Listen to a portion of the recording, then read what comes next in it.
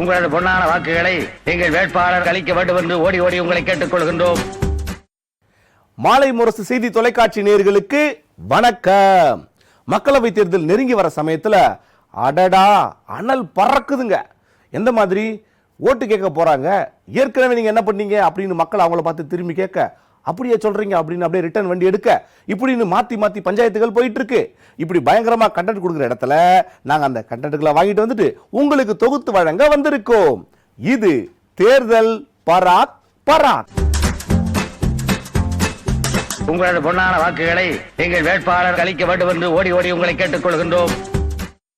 வேலூர்ல சிங்கிள் மேனா பிரச்சாரத்தில் ஈடுபட்டு நம்ம மன்சூர் அலிகான் அவர்கள் ஏற்கனவே காய்கறி வியாபாரம் பழ வியாபாரத்தில் ஈடுபட்டு என்னென்ன பண்ணாருன்னு உங்களுக்கு தெரியும்.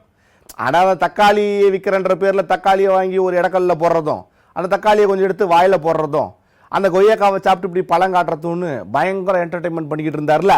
இப்போ ஈஸ்டர் பண்டிகை போச்சு. அப்போ நேராக ஒரு சர்ச்சுக்கு முன்னாடி போய் நின்றுக்கிட்டு கேளுங்கள் தரப்படும் அப்படி. அப்பா அந்த சவுண்ட் இன்ஜினியர், என் சவுண்டு சரியாக கேட்கலப்பா, நல்லா சவுண்ட் ஏற்றி வை, அப்போ அந்த சர்ச்சுக்கு போட்டியாக வந்துருமா இல்லையா அப்படின்னு பயங்கரமான அலப்பறைகளை பண்ணியிருக்காரு. பார்த்துட்டு வாங்க. எங்க பாதர் வேற மாதிரில இருப்பாரு. எப்படி இருப்பாரு?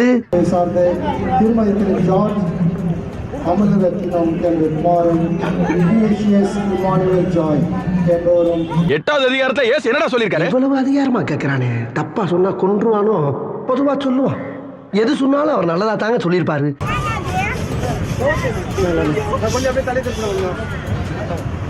ஆ இந்தா ஆ கும்தா ஆ இந்தா ஆ கும்தா ஆ இந்த முடிஞ்சுதா. பலூனை சின்னன்றுவாங்க, பலாப்பழம் தான் சின்னம். ஸ்மெல் அடிக்குது, காற்று தண்ணி ஸ்மெல்லு. பலாப்பழம் வாங்கலையோ பலாப்பழம், விறகு வாங்கலையோ விறகு.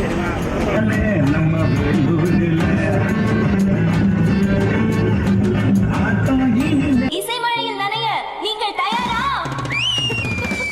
தொழுவத்தினில் பிறந்தார் பரமபிதா,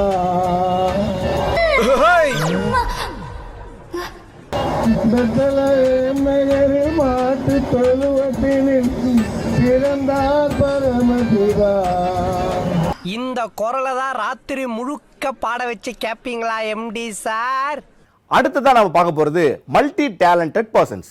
இவங்கெல்லாம் வேட்பாளர்கள் மட்டும் இல்ல, சிங்கர்ஸ், டான்சர்ஸ் அப்படின்னு பல திறமைகளை வச்சிருக்கிறவங்க. அப்படி ஒருத்தர் இங்க ஒரு பாட்டியோட பயங்கரமா சிங்கிங் காம்படிஷன்ல ஈடுபடுறாரு. அவர் பாட அந்த பாட்டி திருப்பி பாட, அவரு பாட அந்த பாட்டி தெலுங்குல பாட, அடாடாடாடாடா. பார்த்துட்டு வாங்க.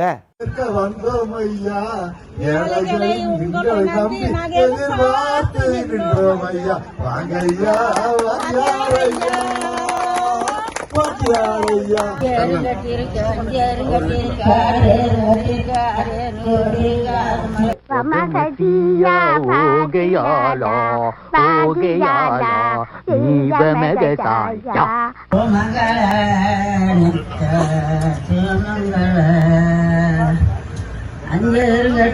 அஞ்சருங்கட்டிருக்கு அரேரிலோடிருக்கு நானும் நடந்து மிட்டியே போக வேணும்.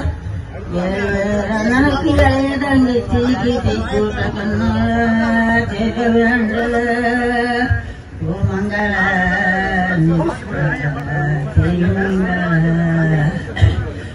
திமித்தம் கால திமித்தம் கால தீட்டல் தட தீட்டல் தட.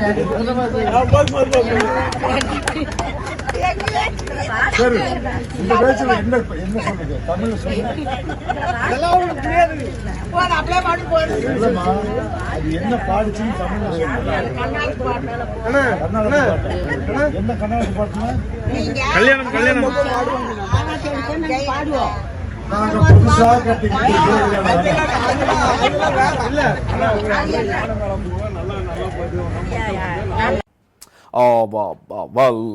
சந்தர்ப்பம் என்பது வேறு, வாதம் என்பது வேறு. வாதங்களில் சந்தர்ப்பங்களில் சம்பந்தப்பட்டு பல சந்தர்ப்பங்களில் வாதங்களோடு அப்படின்னு பல இடங்கள்ல புரியாமலே பேசுற நம்ம கமலஹாசன் இப்போ எங்க இந்த வட இந்தியர்கள் எப்படி இங்க வந்தாங்கன்னு தெரியுமா அப்படின்னு பொதுமக்களை பார்த்து கேட்டிருக்காரு. இது மட்டும் புரிஞ்சிருமா? புரியல. அதுக்கு அவரே விளக்கம் சொல்றாரு, பாருங்க. தமிழ்நாடு இப்படி இருக்கோம். நம்ம 2வது முக்கியமான வரி செலுத்தும் மாநிலம். இத பத்தி ஏன் வரி செலுத்தத்தை பத்தி இப்ப பேசுறீங்கன்னா, நான் தொடர்ந்து வரி செலுத்திக்கிட்டே இருக்கேன். நிறைய போறான்டா. அதற்கு காரணம் அது தேசிய கடமையாக நான் நினைக்கிறேன். இல்லைங்க, கட்டபொம்மன் கேட்டாரு, எதற்கு திரை, எதற்கு கிறிஸ்டியன்? அது வெள்ளக்காரன்ட்ட கேட்டது. வானம் பொழிகிறது, பூமி விளைகிறது, உனக்கு ஏன் கொடுப்பது கிறிஸ்தி? இது என்னுடைய ஆட்சி நடக்குதுன்னு நான் நினைச்சிட்டு இருக்கேன். அதனால நான் வரி கட்டிட்டு இருக்கேன். ஆனா அந்த வரி பணம் எங்க போகுது?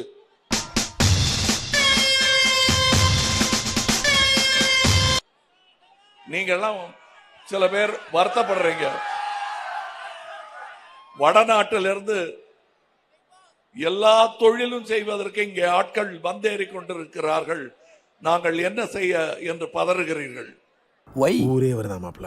அட வரட்டும் மாமா, நீங்க வர தலைக்கு 2 துண்டை போட்டு விருந்த முடிச்சு வீட்டுக்கு அனுப்புறதை விட்டுவிட்டு என்னமோ தகச்சு போய் நிக்கிறீங்க. ஒன்று யோசித்து பாருங்கள், அவ்வளவு தூரம் ஏன் இங்க வந்து கூலி வேலை பார்க்கணும்? அங்க வேலை கிடையாது. 2 லட்சம் வேலை கொடுக்கிறேன்னு சொன்னார் இல்லையா ஒன்றிய தலைவர். அவரை ஒன்றிய தலைவர்னா கோபம் வந்துடும். அது என்ன பஞ்சாயத்து போர்டு பிரசிடென்ட் மாதிரி இருக்கு, அது சரியா இல்லைங்க. அதுதான் சரி. ஒத்துக்கிட மனசு இல்லைனாலும் அதான் நேசம். ஸ்டாலினுக்கு துண்டு சீட்ல வாஸ்கோட காமான்னு எழுதி கொடுத்தா வாசுதேவ கவுண்டர் தான் படிப்பாரு அப்படின்னு அதிமுக பிரச்சார கூட்டத்தில் பேசியிருக்காங்க நடிகை விந்தியா. செல்வ பெருந்தகைக்கு கட்சி புதுசு, பதவி புதுசு, ஸ்டாலினும் புதுசு. ஸ்டாலினோட அதிபுத்திசாலித்தனால செல்வ பெருந்தகை போக போக தெரிஞ்சுப்பாரு. அட பாவிகளா, 6 மணிக்கு மேல அவன் அவதாரம் என்னன்னு தெரியாம அநியாயமா குடும்பத்தோட சிக்கிட்டீங்களடா. நம்ம ஸ்டாலினுக்கு துண்டு சீட்ல வாஸ்கோட காமான்னு எழுதி கொடுத்தாலும் வாசுதேவ கவுண்டர் தான் படிப்பாரு. அவரோட அரசியல் அறிவெல்லாம் அவ்வளவுதான். அடி பல்லகளெல்லாம் உடைச்சு படிக்க தெரிஞ்சா படி, தப்பு தப்பா படிச்சு அடி வாங்கி சாகாத சொல்லி அவரெல்லாம் நம்பி அவங்க ஒண்ணு சேர்ந்திருக்காங்க. கரகாட்டக்காரன் படத்துல வர ஓட்ட வண்டியாவது பேச்சம்பளத்துக்கு தேரும். ஆனா திமுக கூட்டணி பைசாக்கு தேராது.